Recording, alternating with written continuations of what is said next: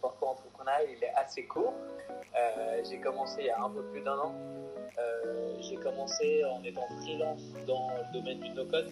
Ok. Je faisais quelques prestations pour des boîtes en automatisation, création de sites web, tout ce qui touche à l'industrie du no-code en général. Ok.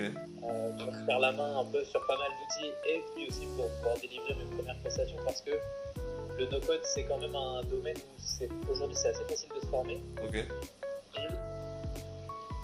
il y a beaucoup de boîtes qui ont besoin d'un site internet, qui ont besoin d'aide sur toute la partie digitale en fait, donc il y a des choses à faire. Et ensuite, je me suis associé avec Omar Cherkaoui en février-mars. Ok. Et on a créé Deluge. En fait, lui, il avait déjà créé Deluge et il m'a proposé de s'associer. Ok. Donc, je l'ai rejoint sur cette boîte-là. Et là, on est en plein dedans. Et donc, l'activité qu'on fait, c'est de la prospection vidéo. Ok. Ça veut dire que, en fait, nos clients, ils nous délèguent toute la partie prospection. Ouais. Donc, nous, on fait tout pour eux. Et avec de la prospection vidéo, ça veut dire que tu vois, on va leur envoyer un script Ok. de 1 à 2 minutes. Eux, ils vont se filmer. Et ensuite, nous, après, on va générer des vidéos pour tous les prospects à qui on va les envoyer. Ok. Et le but, c'est de porter un maximum de personnes intéressées, des leads, à nos clients. Ouais, ok. Ok. Stylé. Et après, quelles sont tes motivations principales avant de te lancer, enfin, pour te lancer d'ailleurs? Ok, bah, je pourrais t'en parler pendant 2 heures, mais les motivations principales, c'est, je dirais, faire quelque chose d'un peu différent. Enfin, Ok. voilà, faire quelque chose de différent, essayer des choses, tenter des aventures.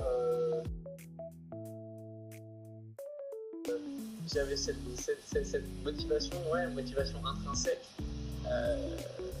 C'est clair, en fait, je l'avais depuis le début. Ok. Mais elle s'est vraiment révélée au moment où j'étais en école de commerce parce que en fait en prépa on a tellement de travail que t'as pas vraiment le temps de penser à autre chose. C'est vrai.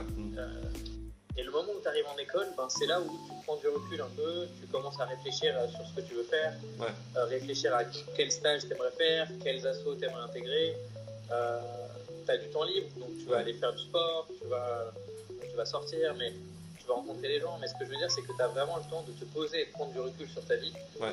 Et en fait, le moment où j'ai commencé à faire ça, je me suis dit, je suis jeune, j'ai beaucoup d'énergie, j'ai envie d'entreprendre. En fait, c'est maintenant que je vais le faire parce que sinon, je pense que je le ferai jamais. Ok, ouais. Et là, c'est la flamme qui s'est un peu réveillée et c'est le moment où je me suis lancé. Ok. Ok, bah. Je pense qu'il n'y en a pas. Il y en a juste peut-être une, c'est le fait d'être un peu borné et de n'écouter personne. C'est-à-dire que je pense que au moment où tu as une idée, en fait, au moment où les gens dans ton entourage commencent à te dire genre pourquoi tu fais ça, c'est pas bien, genre commence à avoir des réactions un peu hors de la norme, en fait c'est que tu es pile sur le bon chemin. Et c'est ça que je pense, mais c'est une qualité qui se développe, c'est de se dire de s'habituer un peu à être un contre-courant et à pas se déstabiliser si tu vois, même si bon, je te parle à toi, mais moi, même quand mes parents, tu vois, ils me disaient mais qu'est-ce que tu fais, qu'est-ce que tu vas faire, et en fait, c'est quand il y a des réactions comme ça que ça commence à être intéressant. Parce que si tu provoques ces réactions-là, c'est que tu fais des choix un peu non habituels, je dirais. Et c'est à ce moment-là que ça devient intéressant, c'est-à-dire que tu es sur un chemin que peu de personnes empruntent. Et donc, faut creuser un peu plus loin et aller voir ce qui se passe. Ok, merci beaucoup et dans ce projet. Ouais, alors l'idée de départ, elle venait de mon associé. Tu vois, lui, il faisait déjà de la prospection. Et à un moment donné, il a commencé à faire de la prospection vidéo pour un client suisse avec qui ça a vraiment super bien marché. Et nous, on s'est associés juste après, en se disant, lui, il m'a dit, écoute, je viens de faire ça pour un client. Je fais de la prospection depuis 2-3 ans mais j'ai commencé la prospection vidéo récemment, ça marche bien. Est-ce que tu es chaud qu'on s'associe et que tu me rejoignes là-dessus? Donc l'idée de départ, c'est lui qui l'avait. Et il avait senti un besoin, il avait surtout essayé quelque chose de nouveau. Et il avait vu que ça marchait bien, donc c'est parti de là. Et ensuite, l'innovation, l'innovation, elle n'est pas dans la prospection, parce que la prospection, ça reste quelque chose de très... Enfin, ça fait longtemps que ça existe et ça existera toujours. Là où on innove un peu, c'est sur le côté vidéo. Ça veut dire que on utilise de l'IA pour intégrer des deepfakes dans la vidéo, intégrer des backgrounds personnalisés, etc. Et donc je dirais que l'innovation, elle est sur la prospection vidéo.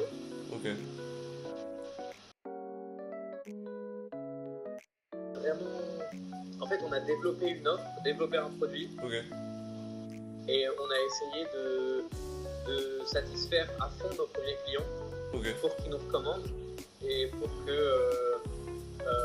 qu'on puisse augmenter un peu la cadence et le rythme. Mais non, on n'a pas fait de...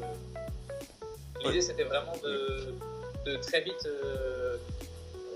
avoir un concept de produit qui fonctionne et très vite pouvoir juste vendre et satisfaire au mieux les clients qu'on avait et qu'on a toujours. Et globalement, la structure, et c'est souvent ça, c'est freelance. Beaucoup de gens suivent cette structure-là, c'est que tu démarres freelance avec un business de service, c'est-à-dire que tu vas faire des sites internet, tu vas faire de la prospection, tu vas faire du design, tu vas faire tout ce qui, en fait, tu vas vendre ton temps.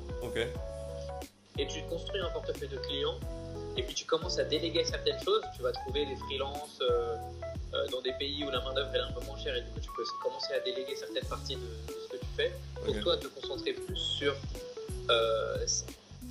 l'acquisition, donc faire signer plus de clients. Et ensuite tu passes sur le modèle agence, donc ce qu'on a là, où tu peux embaucher, tu peux déléguer plus de choses, tu peux prendre plus de clients et tu peux passer plus de temps sur l'acquisition et moins de temps sur la delivery, c'est-à-dire faire les projets pour les clients.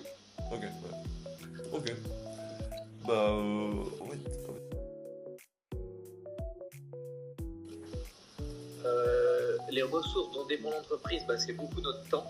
C'est-à-dire que moi, si avec Omar, on décide là de ne pas travailler pendant une semaine, ça veut dire que soit il va y avoir un problème, soit on peut le faire, mais par contre, on va dire à nos clients, pendant une semaine, on ferme la boîte, on ne vous facture pas.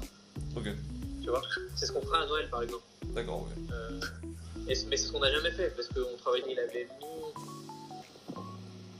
quelques milliers, mais je crois 2000 € de capital, je crois. Enfin, 2000 € juste pour juste lancer le projet, mais après il les a enfin, c'était pas de l'investissement, c'était pas, après il les a sortis, mais en fait non, il y a pas eu de juste, en fait tu mets un produit.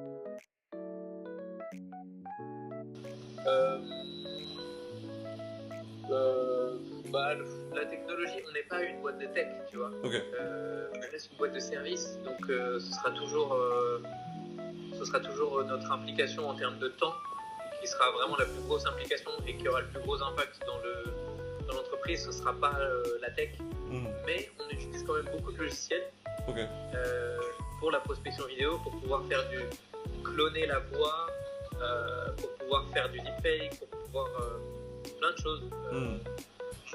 Pouvoir vérifier les prospects, tu vois, les prospects qu'on va prospecter pour vérifier s'ils sont bien dans la cible avec de l'IA, etc. Donc je dirais la tech, c'est sûr que on utilise énormément ChatGPT, on utilise plein d'outils avec de l'IA.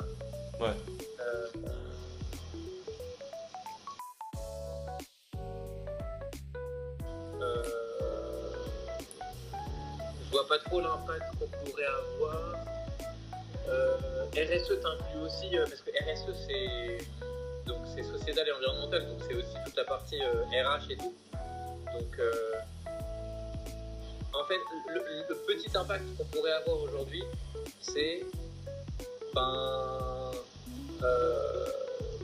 embaucher, tu vois, des freelances qui sont, par exemple, dans des pays en développement et pouvoir bien les rémunérer et donc participer un peu à leur... comment dire ça, participer au fait que eux, ils évoluent dans leur carrière professionnelle, ils se forment sur des nouvelles compétences que nous on leur apprend, ils sont bien rémunérés. Donc je dirais que le petit impact qu'on pourrait avoir aujourd'hui, ce serait ça. Okay. C'est ce qu'on fait. On embauche quelques